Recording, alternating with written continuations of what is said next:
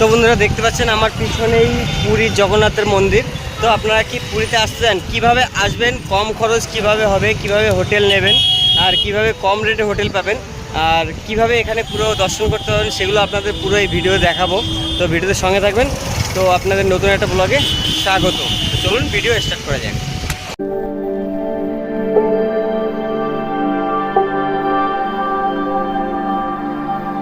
সবার আগে পৌঁছে গেলাম আমরা হাওড়া স্টেশনে। এখান থেকে যাব আমরা পুরীগামী ট্রেন ধরবো। আমাদের ট্রেনের নাম্বারটা হলো 12-837 পুরী সুপারফাস্ট এক্সপ্রেস। তো এটা 23 নম্বর প্ল্যাটফর্মে আসবে এই ট্রেনটা। রাত্র 10:30টার সময় আমরা হাওড়া স্টেশন থেকে বসলাম, আর পুরী স্টেশনে আমরা সকাল 7:05 পুরী স্টেশনে আমরা পৌঁছে গেলাম। এখান থেকে যাব আমরা বাইরের দিকটা, সেটাও দেখাবো আপনাদের। আমরা পৌঁছে গেলাম জয় জগন্নাথের স্থানে। তো এখান থেকে যাব আমরা কোনো হোটেলের দিকে, সেটাও দেখাবো আপনাদের, সঙ্গে থাকবেন। আমরা একটা হোটেলে পৌঁছে গেলাম। এখানে রুম ভাড়া মাত্র 700 টাকা, নিচে নাম্বার দেওয়া আছে, দেখে নেবেন। আমরা হোটেল থেকে বেরিয়ে চললাম জগন্নাথের দর্শন করার উদ্দেশ্যে। এখান থেকে রিক্সায় গেলে পরে পার হেড 25 টাকা, দুজন গেলে পরে 50 টাকা। আপনাকে ঠিক মন্দিরের কিছুটা দূরে নামিয়ে দেবে, ওখান থেকে আপনাকে পায়ে হেঁটে পৌঁছাতে হবে মন্দিরের ভিতরে। দেখতে পাচ্ছেন এই যে বড় বড় কাঠগুলো রাখা আছে, এই গাছগুলো দিয়ে জগন্নাথের রথ তৈরি হবে বলে এগুলো এনে রাখা হয়েছে। প্রতি বছরে নতুন করে রথ তৈরি করার জন্য এই কাঠগুলো এনে রাখা হয় এখানে। আজ আপনাদের শোনাবো উড়িষ্যার পুরীর জগন্নাথ দেবের কিছু পৌরাণিক কাহিনী। ইতিহাসে শোনা যায় মধ্য ভারতের ইন্দ্রতুন নামে এক রাজা ছিল। তার রাজধানীর নাম ছিল অবন্তী। সে ভগবান বিষ্ণুর খুবই বড় ভক্ত ছিল। সবসময় বিষ্ণুর দর্শন করার ইচ্ছা থাকত। একবার এক ঋষি ঘুরতে ঘুরতে রাজবাড়িতে এসে পৌঁছালো। রাজাকে বলল, রাজামশাই, উড়িষ্যার বিশ্বস্বরূপ নীলমাধব নামে একটা মূর্তি আছে যেখানে পুজো করা হয়, কিন্তু উড়িষ্যার কোন জায়গায় সেটা আপনাকে খুঁজে নিতে হবে। এই কথা শুনে রাজা ইন্দ্রদুন খুবই আনন্দিত হয়ে পড়ল। তখনই রাজা রাজপ্রাসাদের পুরোহিতের ভাইকে আদেশ করল, তার নাম হলো বিদ্যাপতি। তাকে আদেশ করল উড়িষ্যায় গিয়ে নীলমাধবকে খুঁজে বের করে। সে রীতিমতো বেরিয়ে পড়ল। বিদ্যাপতি খুঁজে বেরও করে ফেলল। বিশ্ববাসু নামে একজন নীলমাধবকে পূজা করে।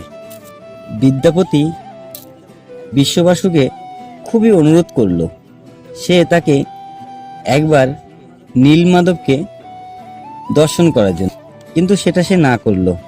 কিন্তু বিদ্যাপতি ওই গ্রামেই থেকে গেল কিছুদিন। বিশ্ববাসুর একটা বোন ছিল, তার নাম ছিল ললিতা। তাকে বিবাহ করলো। তারপর স্ত্রীকে বলল একবার নীলমাধবকে সে দর্শন করতে চায়। তার স্ত্রীর নাম ছিল ললিতা।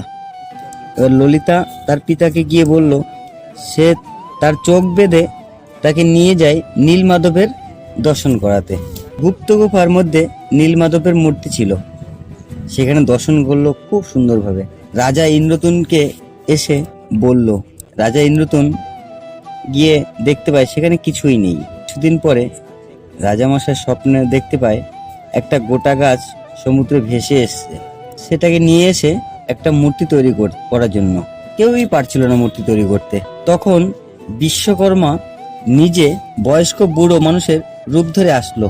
এসে বলল, আমি 21 দিন ধরে বানাবো, কিন্তু 15 দিনের মধ্যেই রাজামশাই স্ত্রী কোনো আওয়াজ শুনতে না পেয়ে তখন রানী রাজামশাইকে জোর করে দরজা খুলতে বলল।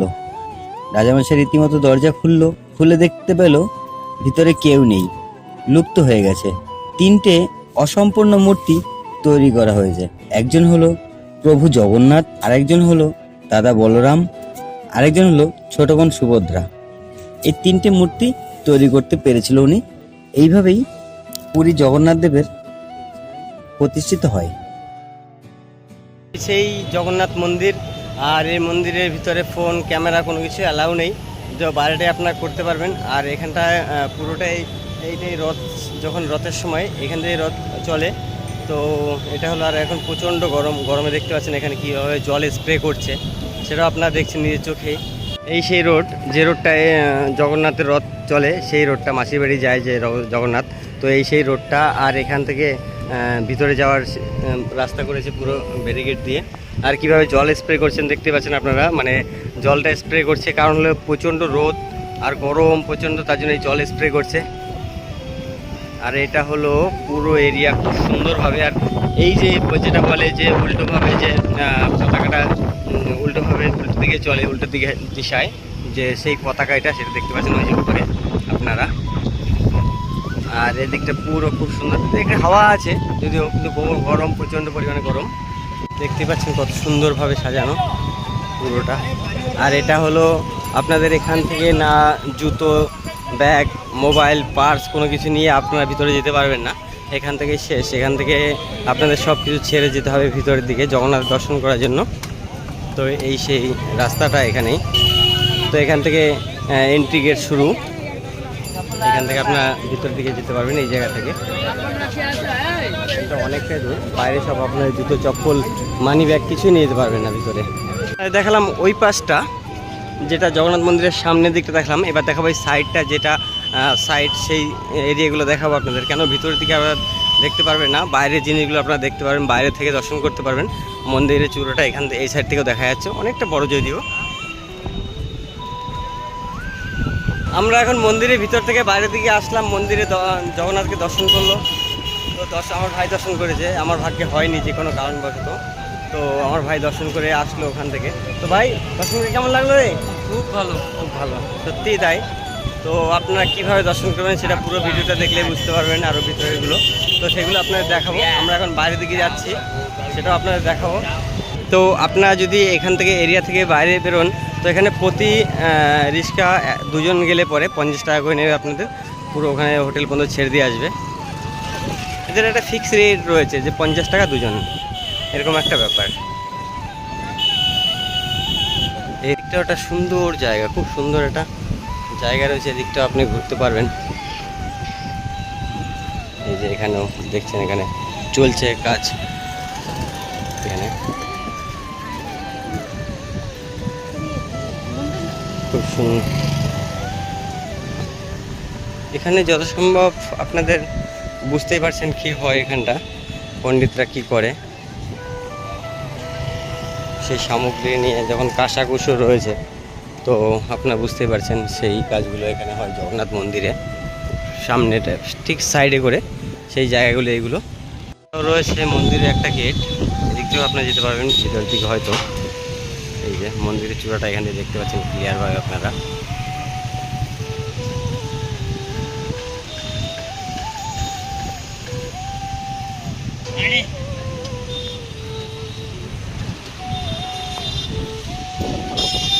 এদিকেও দেখাবো আপনাদের ওই সাইডটা কীরকম হয়। এরপরে যাবো আমরা সমুদ্রে চান করতে, সেটাও আপনাদের দেখাবো কীভাবে ওখানে আনন্দ করা যায় পুরীতে। এই যে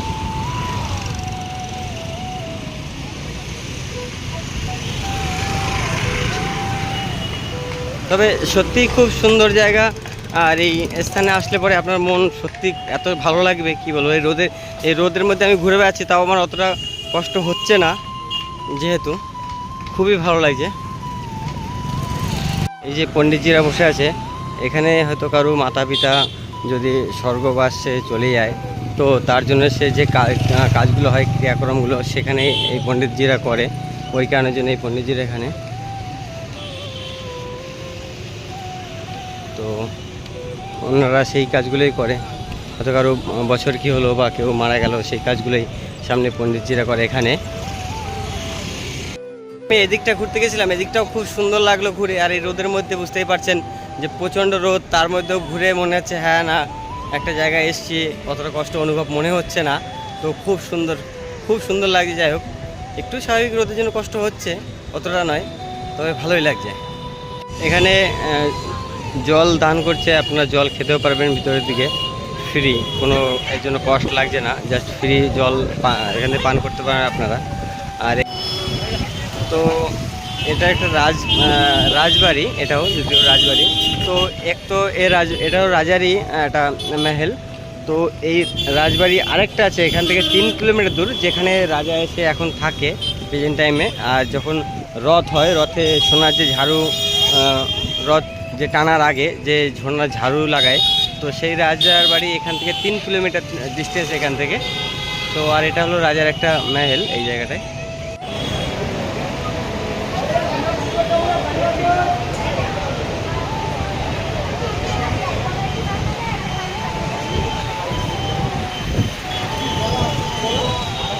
তো এই রাস্তা ধরে পুরো রথ টানা হয়, এই রাস্তায় পুরোটা আপনারা দেখতে পাচ্ছেন। এখান থেকে ওই লাস্ট শেষটা কতটা দূরে দেখতে পাচ্ছেন, এতটা পুরো টানা হয়। আর এখান থেকে এদিকটাও দেখছেন, এদিকটা মন্দিরের দিকটা। তো এদিকটা ওইখান থেকে এসে এদিকে রথটা যায়। আর পুরো চওড়া দেখছেন এরিয়া, কত বড় চওড়া রাস্তাটা। এই পুরো রাস্তায় প্রচণ্ড ভিড় থাকে রথের সময়। তো এই হলো সেই, আমরা এখন ওই দিকে বাইরের দিকে যাব। উড়িষ্যার প্রসিদ্ধ একটা খাবার মাছ ভাত। তো আমরা যাচ্ছি হোটেলে এখন মাছ ভাত খেতে। আমি আর আমার ভাই যাচ্ছি। এখন বাজে 5টা, কেন আমাদের ব্রিজে চান করতে অনেক দেরি হয়ে গেল, ওই কারণে আমরা এখন যাচ্ছি হোটেলে খেতে। তো দেখাবো এখানে মাছ ভাতটা কেমন হয় সেটা আপনাদের দেখাবো, আর কী করে কম রেটে পাওয়া যায় সেটা আপনাদের দেখাবো। চলুন। তো বন্ধুরা ফাইনালি চলে আসলো আমাদের ভাত। তো খাবো, এবার খেয়ে টেস্ট করে দেখবো কীরকম লাগে এটা। তো অল্প চেক করে দেখি আগে। এটা আচার, এটা সবজি, ঠিক আছে তরকারি, আর এই হলো খাবার। তো খুব কম রেটে খাবারটা এখানে। তো আপনাদের খেয়ে আরও পরে দেখাবো, পরে শুনগুলো। আর আমার ভাই খাচ্ছে এখানে। ভাই খাও। তো আমিও খেয়ে নিই, তো সঙ্গে থাকেন ভিডিও।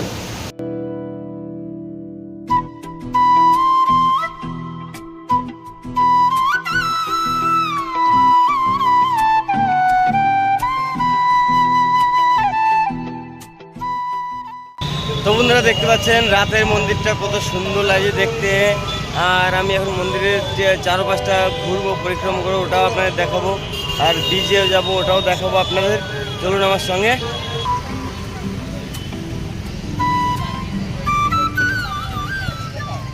এটা রাতের যে সিংহদুয়ার, এটা হলো সিংহদুয়ারের গেট। এখান থেকে ভিতর দিকে যেতে হয়। আর এটা হলো রাতের পুরী জগন্নাথ মন্দিরের যে ভিউটা, এটা হলো রাতের সেই ভিউটা। আর প্রচুর দর্শক অনেক দূর দূর থেকে আসেন এখানে দর্শন করতে। আর এর মন্দির 12টা পর্যন্ত খোলা থাকে। তো এখনও প্রচুর ভিড় যাওয়ার জন্য এই জায়গাটায়, প্রচুর ভিড় দেখতেই পাচ্ছেন এখান থেকে। এই হলো সিংহদুয়ার, আর এটা হলো মন্দিরটা রাতের। আর এই হলো সেই পতাকা, যেটা দেখতে পাচ্ছেন।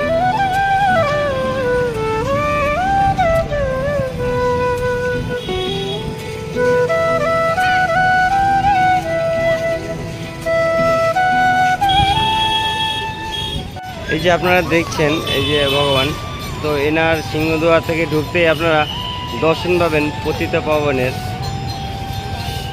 এই হলো পতিত পাবনের, এটা ভিতরটা। বন্ধুরা আমরা এখন করব বাই বাই পুরী জগন্নাথ। তো ভিডিওটা ভালো লাগতে পারে লাইক করবেন, চ্যানেলের উপরে নতুন আসলে পরে চ্যানেলটাকে সাবস্ক্রাইব করবেন, ফেসবুকে দেখলে পরে পেজটাকে ফলো করবেন। দেখাবো নতুন একটা ব্লগ, ততক্ষণের জন্য বাই বাই।